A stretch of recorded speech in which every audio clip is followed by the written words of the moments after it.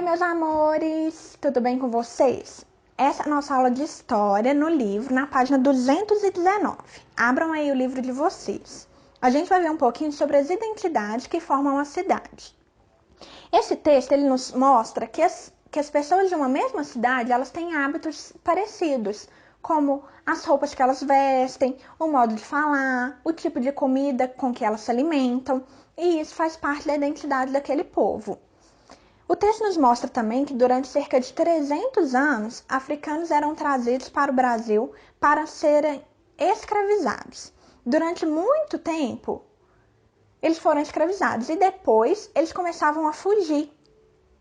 E era a forma deles de lutar por liberdade. Então eles fugiam para os quilombos. Leiam todo o texto com atenção.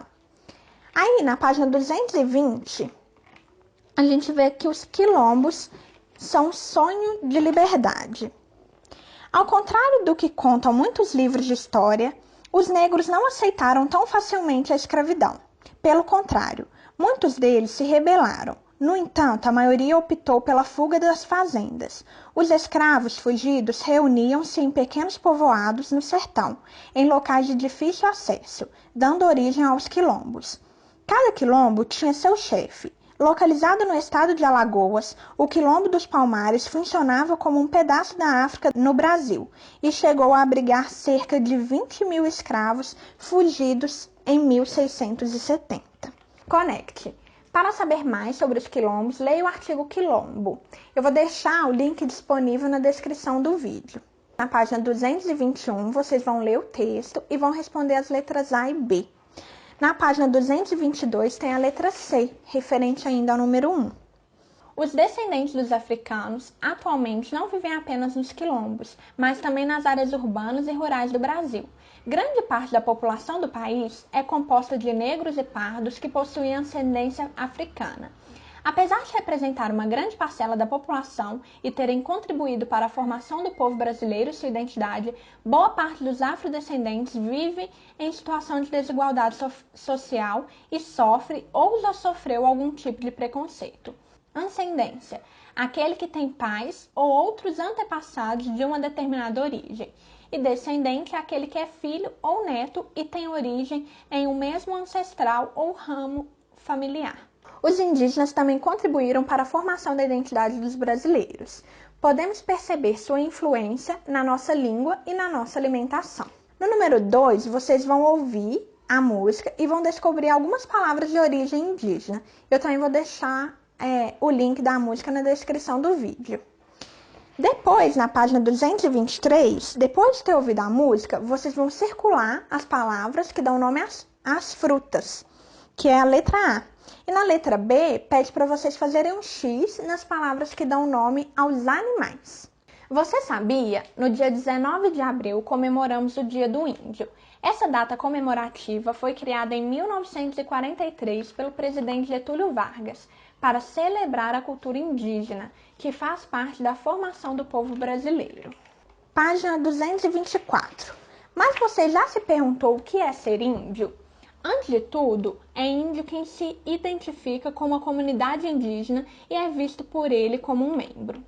Nas comunidades indígenas, as pessoas que fazem parte delas são descendentes dos povos que viviam nas terras brasileiras antes da chegada dos portugueses. Hoje, no Brasil, há cerca de 896 mil indígenas que estão divididos em mais de 250 povos, cada um com suas tradições e histórias. A maior parte deles vive na área rural de terras indígenas, que foram demarcadas pelo governo brasileiro para que os indígenas vivam nelas e onde não indígenas não podem entrar sem autorização. Nessas terras, os índios trabalham para o seu sustento, plantando, criando animais e caçando. As crianças indígenas acompanham seus pais desde muito cedo nas atividades da aldeia, pois é observando, brincando e ajudando os adultos que elas aprendem como ser indígenas e a realizar as atividades que farão quando crescerem. Agora, na página 225, vocês vão ler esse número 3 com bastante atenção e vão conversar com os pais de vocês. E o número 4, vocês vão marcar V para as alternativas verdadeiras e F para as alternativas falsas. Na página 226, Entre em Ação, é para ler o texto para conhecer um pouquinho sobre uma brincadeira indígena. Quem tiver a oportunidade, brinca em casa com os pais ou com os irmãos. Depois, na página 227, vocês vão ler esse texto com muita atenção. Ele nos mostra que viver na cidade é um desafio, pois conviver com pessoas que são diferentes de nós é muito difícil, principalmente porque as pessoas vivem migrando de uma região para outra.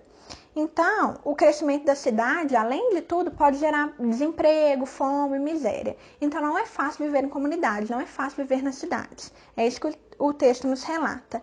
Mas, nós, como cristãos, a gente deve aprender a tratar as pessoas da melhor maneira possível. Aprender a tratar as pessoas da maneira que a gente gostaria de ser tratado. Porque é isso que Jesus fazia. Página 228, na trilha do tempo. Existem vários tipos de fontes históricas que nos permitem conhecer e entender como eram as coisas no passado. Um documento histórico importante para entendermos os hábitos indígenas antes da chegada dos portugueses é a carta escrita por Pero Vaz de Caminha, que acompanhou e registrou toda a viagem de Pedro Álvares Cabral até as terras que viriam a ser o Brasil. Leia um trecho dessa carta em que Caminha relata como eram os indígenas. A feição deles é serem pardos, maneira de avermelhados, de bons rostos e bons narizes, bem feitos.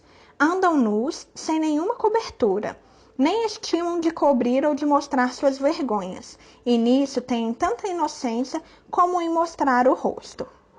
Feição, aspecto físico, aparência exterior. Vergonhas são os órgãos sexuais. Então, a gente vai finalizar essa nossa aula lendo e respondendo essa pergunta sobre Caminha. Façam todas as atividades com muita atenção. Se for necessário, leiam mais uma vez, tá? Eu confio em vocês. Um beijinho e até a próxima!